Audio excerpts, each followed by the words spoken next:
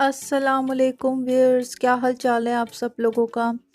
I hope आप लोग जहाँ भी होंगे खैरियत से होंगे, अपने घरों में अपनी फैमिलीज़ के साथ। मैंने सोचा कि मैं आप लोगों के साथ अपना जो टर्की में हमारा जो स्टे था थ्रू आउट 6 साल, मैं उसको कुछ डिफरेंट एपिसोड्स में आप लोग के साथ शेयर करना चाहूँगी। मैंने जो अपने चैनल पे अपने जो एक अपार्टमेंट की वीडियो आप लोग के साथ शेयर की थी राइट नाउ, जिसमें मैं अपनी फैमिली के साथ अभी रह रही हूँ, वो हमारा जो अपार्टमेंट था वो हमारे तीसरा अपार्टमेंट था। सबसे पहले जब हम लोग 2017 में मैं और मेरे बच्चे आए थे टर्की इस्तांबुल में, तो इनिशियली तो मेरे जो हस्बैंड की जो क्लास फेलो हैं, हम उनके अपार्टमेंट में कुछ महीने रहे थे, कुछ टाइम। लेटर ऑन हम जिस अपार्टमेंट में शिफ्ट हुए थे, मैं वो अपार्टमेंट आप लोगों के साथ शेयर करूंगी। आज की वीडियो में मैं आप लोगों के साथ अपना वो अपार्टमेंट शेयर करूंगी इनिशियली जिस अपार्टमेंट में हम लोग शिफ्ट हुए थे 2017 में for the first time. Airport से लैंड होते जो हमारा कुछ टाइम के लिए जो हमारा घर था, जो हम लोग ने जिस अपार्टमेंट में स्टे किया एज फैमिली, मैं वो अपार्टमेंट आप लोग के साथ इस वीडियो में शेयर करूंगी। रीज़न उस अपार्टमेंट को और इस वीडियो को बनाने का मकसद ये है, लोगों की एक जनरल थिंकिंग मुझे एक डिफरेंट मैसेजेस में फ़ील हुई कि मे बी हम लोग जब इनिशियली एक टर्की में एज फैमिली यहाँ पे कोई भी शिफ्ट होता है, तो एक स्मूथ जर्नी होता है। आपको राइट नाउ सारे जो फैसिलिटीज़ हैं सब कुछ उसी तरह अवेलेबल होता है। मैं पर्सनली अपनी फैमिली का एक जर्नी आप लोगों के साथ शेयर करना चाहूँगी। राइट नाउ जिस अपार्टमेंट में हम लोग रह रहे हैं, स्टार्ट में सब ये फैसिलिटीज़, सब ये जो घर जिस तरह अपार्टमेंट आप लोगों ने देखा, ये स्टार्ट में ही हम लोगों को इस तरह अवेलेबल नहीं था। जो भी फैमिलीज़ इनिशियली पाकिस्तान से टर्की सेटल होती हैं, एक स्ट्रगल टाइम, एक थोड़ा सा एक एफर्ट का जो पीरियड है वो डेफिनेटली गुजारना पड़ता है। मैं ऑनेस्टली स्पीकिंग आप लोग के साथ विदाउट एनी हेजिटेशन मैं अपनी कुछ वीडियोस में आप लोग के साथ अपना ये जर्नी शेयर करूँगी। वो भी एक टाइम था इनिशियली हमारे घर में, हम लोगों ने जब लास्ट अपना जो सेकंड अपार्टमेंट था, जो इस अपार्टमेंट से पहले जहां हम रह रहे थे, नो डाउट वो एरिया, वो अपार्टमेंट बहुत खूबसूरत था। मैं लेटर ऑन कुछ टाइम बाद मैं वो अपार्टमेंट भी आप लोग के साथ उसकी वीडियो शेयर करूँगी इन डिटेल। वो टाइम था इनिशियली जब हमारे पास, जब हम अपार्टमेंट में शिफ्ट हुए, तो हम लोगों ने जब इनिशियली मूव किया तो हमने विदाउट फर्नीचर मूव किया। एनीवेज, इन शॉर्ट, आज की वीडियो में मैं आप लोगों के साथ अपना वो अपार्टमेंट शेयर करूँगी जहाँ पे हम लोग फॉर द फर्स्ट टाइम, जब मैं और मेरे बच्चे फैमिली के साथ मूव हुए टर्की, तो हम कुछ अरसे उस अपार्टमेंट में रहे। तो चलें आज की ये वीडियो स्टार्ट करते हैं। ओके जी व्यूअर्स, जो इस्तांबुल में एक बेसिक एक जो रेजिडेंशियल कॉन्सेप्ट या जो घरों का कॉन्सेप्ट है फैमिली लिविंग का, टर्की में इस्तांबुल में जो रेजिडेंशियल एरियाज़ हैं वो दो टाइप के हैं। जो मैंने अपने अपार्टमेंट की वीडियो आप लोग के साथ अपने इस चैनल पे शेयर की थी, ये वो अपार्टमेंट है जिस पे मैं राइट नाउ अपनी फैमिली के साथ करंटली स्टे कर रही हूँ। इस प्रोसेस को, इस अरेंजमेंट को, जिस तरह के रेजिडेंशियल एरिया में मैं रह रही हूँ, इसको ये लोग टर्किश में बोलते हैं सीते। मैंने अपनी पहले भी कुछ वीडियोस में इस टर्म को एक्सप्लेन किया हुआ है, सीते। बेसिकली सीते वो एक अरेंजमेंट होता है जिस तरह पाकिस्तान में, फॉर एग्ज़ाम्पल मैं मिसाल दे दूँ, जस्ट लाइक बहरिया टाउन या डीएचए, इसमें आपको सिक्योरिटी की, सफाई सुथराई की, आपको एक जो छोटी निटी ग्रिटी जो एक बेसिक फैसिलिटीज़ हैं, जिम, स्विमिंग पूल और क्या कहते हैं एक्सरसाइज एरियाज़, और जो बच्चों के प्ले ग्राउंड, वो विद इन आपकी जो रेजिडेंशियल एरिया होता है, जो सीते होता है, उसकी विसिनिटी में ये सब अरेंजमेंट्स, ये सारी फैसिलिटीज़ अवेलेबल होती हैं। जो सबसे पहले आप लोग जो पिक्चर देख रहे हैं, ये है जो मेरा जो रेजिडेंशियल एरिया है, इसको कहते हैं इनोविया 3। इनोविया 1 भी है, आप इनोविया 1 की पिक्चर्स देख लें। ये इनोविया 1 का सीते अरेंजमेंट है। इनोविया 2 है, अगेन इनोविया 3 जिसमें मैं स्टे कर रही हूँ। जो इस्तांबुल में मेरे इस इनोविया 3 जैसे डिफरेंट रेजिडेंशियल प्रोजेक्ट्स बेशुमार अवेलेबल हैं। मुझसे अक्सर मेरी इस वीडियो के बाद बहुत से लोगों का एक कॉन्सेप्ट बन गया था कि इस्तांबुल में यही एक फ़ाइनल एक एरिया है और इसके अलावा इस्तांबुल में कुछ एरिया नहीं मिलेंगे। ऑनेस्टली स्पीकिंग मैंने कुछ लोगों को बहुत क्लियरली एक्सप्लेन किया। जो इनोविया 3 जहाँ मैं अपनी फैमिली के साथ स्टे कर रही हूँ, ये उन प्रोजेक्ट्स के इन कंपैरिजन कुछ भी नहीं है खूबसूरती वाइज, एक डिफरेंट फैसिलिटीज़ वाइज। इस्तांबुल में विद इन इस्तांबुल इस तरह के बेशुमार सीते रेजिडेंशियल प्रोजेक्ट्स अवेलेबल हैं, उनकी पिक्चर्स मैं आप लोगों के साथ शेयर कर रही हूँ। ओके, जो इस्तांबुल में अगेन मैं रिपीट कर रही हूँ, इस तरह के दो तरह की कैटेगरीज आपको देखने में मिलेंगी। एक जो स्टैंडर्ड ऑफ लिविंग है, जो इस तरह सीते और रेजिडेंशियल प्रोजेक्ट्स हैं, जिसकी डेफिनेटली कॉस्ट भी ज़्यादा होती है। इसकी मेंटेनेंस चार्जेस भी होते हैं। टर्किश में उसको बोलते हैं आयदत।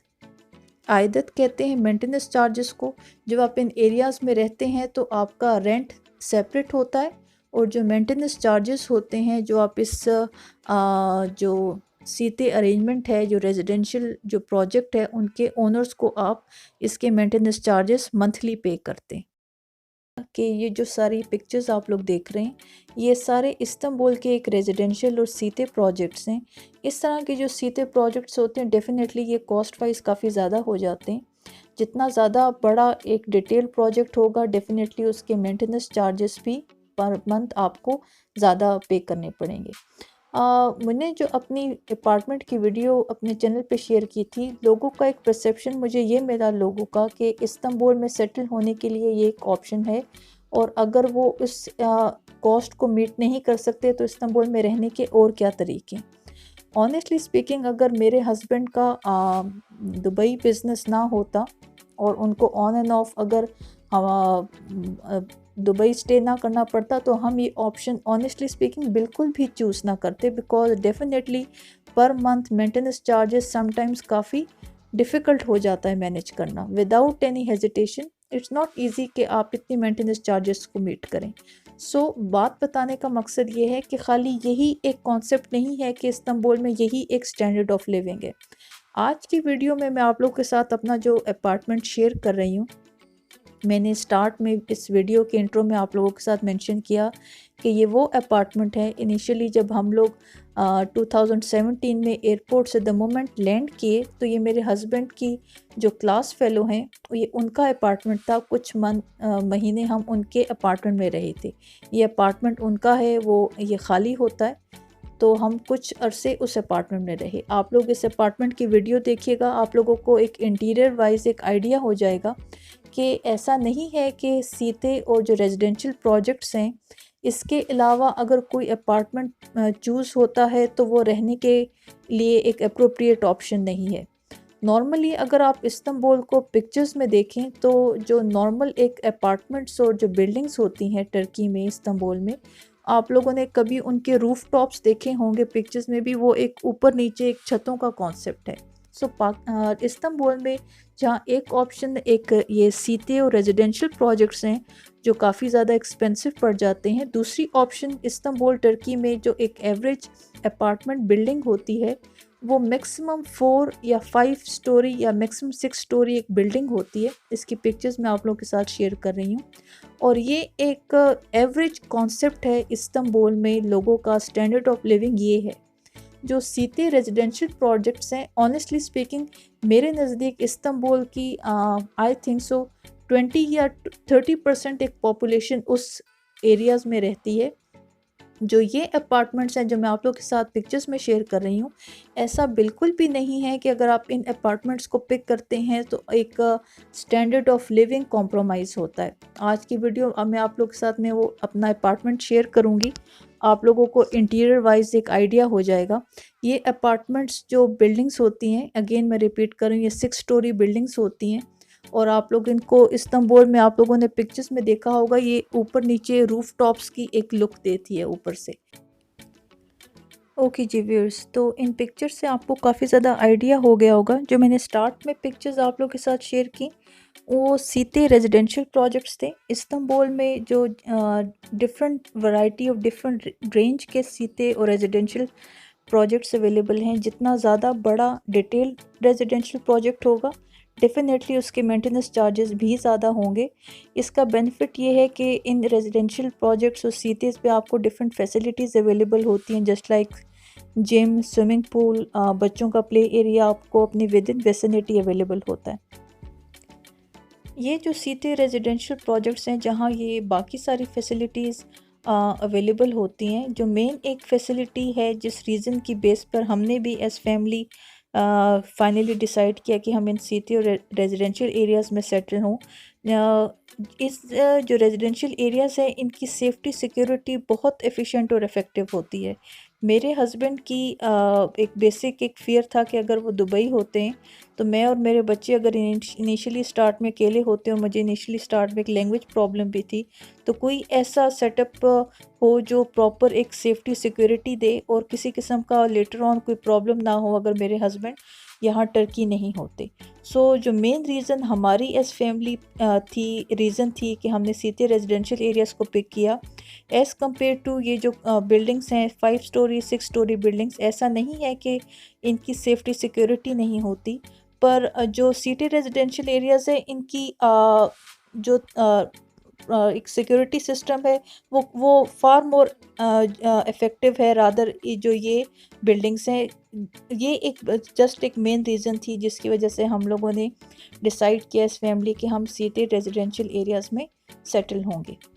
ये अभी मैं आप लोग के साथ वो वीडियो शेयर करती हूँ उस अपार्टमेंट की। आप लोगों को उसको अंदर से देख के उस अपार्टमेंट का बहुत एक बेहतर आइडिया हो जाएगा कि जो बिल्डिंग्स बाहर से नज़र आती हैं ऐसा बिल्कुल भी नहीं है कि अगर इनिशियली कोई भी फैमिली पाकिस्तान से शिफ्ट होती है इस्तांबुल और इन अपार्टमेंट्स और इन बिल्डिंग्स को पिक किया जाता है तो किसी भी तरह का एक स्टैंडर्ड ऑफ लिविंग या एक डिफरेंट कोई फैसिलिटीज़ कॉम्प्रोमाइज़ होती। ओके जी व्यूअर्स, तो ये अपार्टमेंट है। इन अपार्टमेंट्स में इन बिल्डिंग्स में ये एलिवेटर की एक लुक इस तरह की होती है। ये अपार्टमेंट की एंट्रेंस है।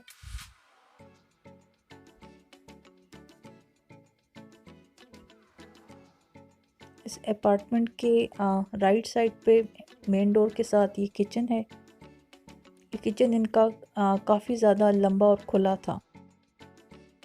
ये किचन है अंदर से।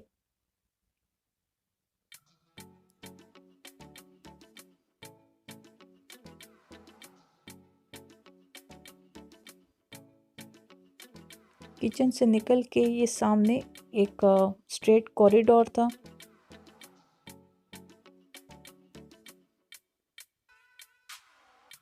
कॉरिडोर के लेफ़्ट साइड पे 2 वॉशरूम थे। इनिशियल एक स्टार्ट में वॉशरूम था, वो इंडियन कमोड के साथ था, और एक ये वॉशरूम था। फ्रंट पे एक बेडरूम था, ये बेडरूम है। इस बेडरूम में इनिशियली हम लोग शिफ्ट हुए थे तो इस बेडरूम में बच्चे सोते थे। ये बेडरूम है। इस बेडरूम से निकल के साथ में मास्टर बेड था। ये मास्टर बेडरूम है।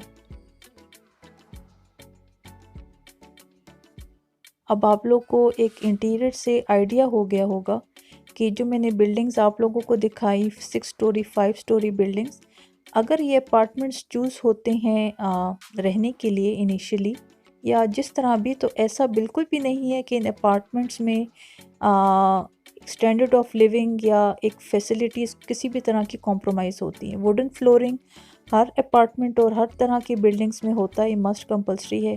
ये इसकी बैल्कनी थी रात के टाइम। लेटर ऑन इसकी डे टाइम की पिक्चर्स आप लोग के साथ शेयर करती। इस मास्टर बेडरूम से निकलने के बाद कॉरिडोर के इस साइड पर ये सैलून था। Saloon is just like drawing और डाइनिंग। इनका ड्राइंग और डाइनिंग कंबाइन होता है। ये 4-5 साल पहले की वीडियो है, तो बच्चों की एज उस टाइम। ये इनका सैलून है, ड्राइंग डाइनिंग कंबाइन होता है। ये अपार्टमेंट जो मैं आप लोग को दिखा रही हूँ, ये अपार्टमेंट सबसे टॉप पे था। जो इन बिल्डिंग्स में जो अपार्टमेंट सबसे टॉप पे होते हैं उसका बेनिफिट ये हो जाता है कि आपको जो ऊपर रूफ टॉप के साथ जो एक फर्स्ट स्टोरी है उसका एक बेनिफिट हो जाता है। जस्ट लाइक इस अपार्टमेंट में जो फर्स्ट स्टोरी है, मैं आप लोगों को फर्स्ट फ्लोर कह ले, मैं आप लोगों को दिखा देती हूँ। ये काइंड ऑफ बेडरूम ही था, पर उन्होंने इसको गेस्ट के लिए एक सिटिंग एरिया बनाया हुआ था। ये इसका फर्स्ट फ्लोर है। इसके राइट साइड पे वॉशरूम था और ये एक छोटा सा किचन है साथ में।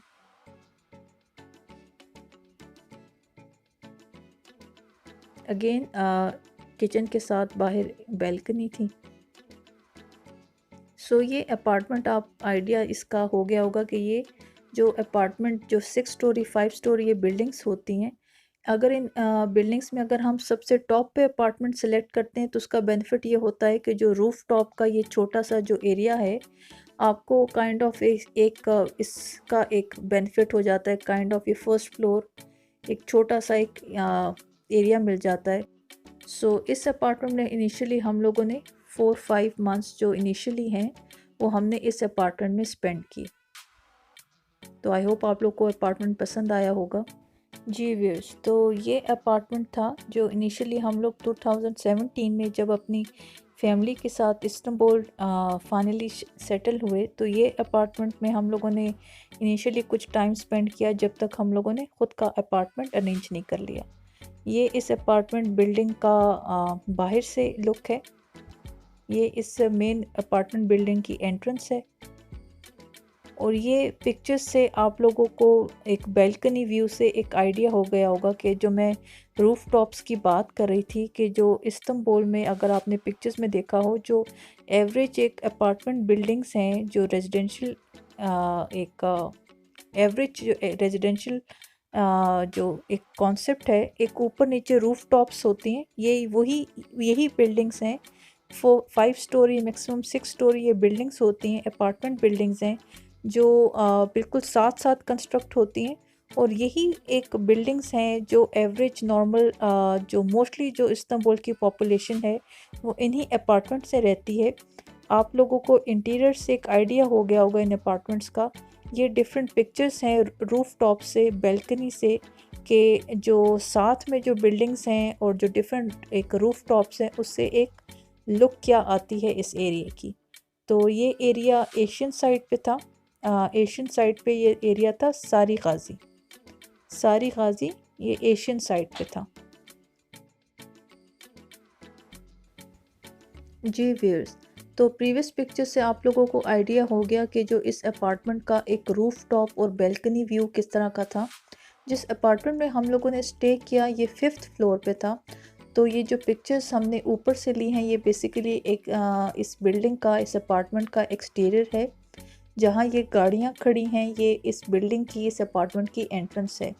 उस टाइम हम लोग इनिशियली शिफ्ट हुए तो एक वेडिंग सेरेमनी थी और एक सुन्नत सेरेमनी थी। तो ये उस टाइम की ली हुई पिक्चर्स हैं और मैं कुछ वीडियोस भी शेयर कर देती हूँ। एक इनिशियली एक वेडिंग और सुन्नत सेरेमनी के कुछ डिफरेंट हमने वीडियोस बनाई थी, तो मैं वीडियोस भी आप लोग के साथ शेयर कर देती हूँ।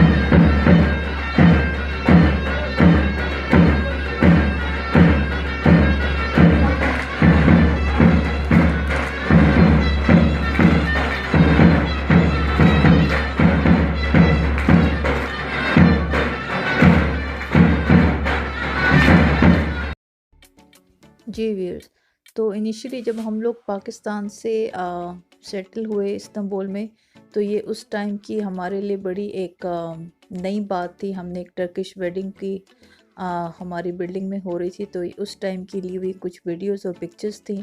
तो अगेन आई होप आप लोगों को ये वीडियोस और पिक्चर्स इंटरेस्टिंग लगी होंगी।